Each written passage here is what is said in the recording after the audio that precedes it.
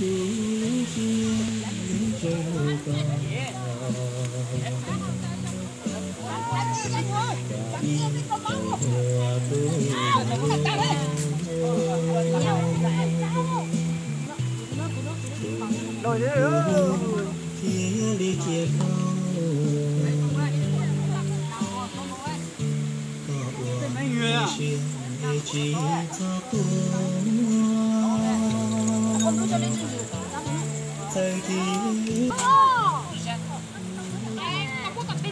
đây, họ đi chú ai trên đó khăn, yếu trốn chúng mà ăn tin chứ gì à? Trên mình thoát khăn này nhé. Ê, con lu. Ê, đi cái đèn khum ăn đi. Nhà mẹ lo, nhà mẹ giữ xong rồi mẹ.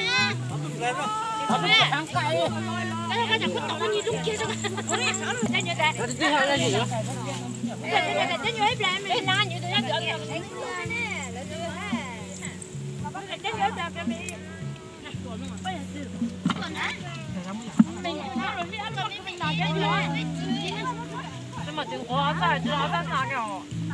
mìnhจะพูดไทยกู说哎，mình cái gì đó nó bị ồn.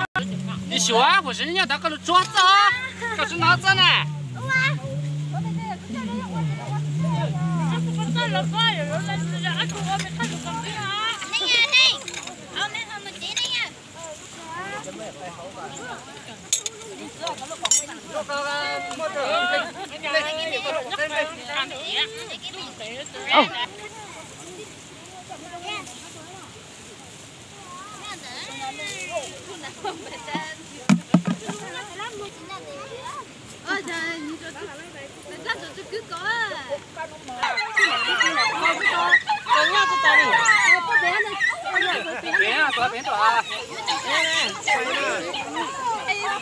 ？Tao mình tôi cho chân chân này.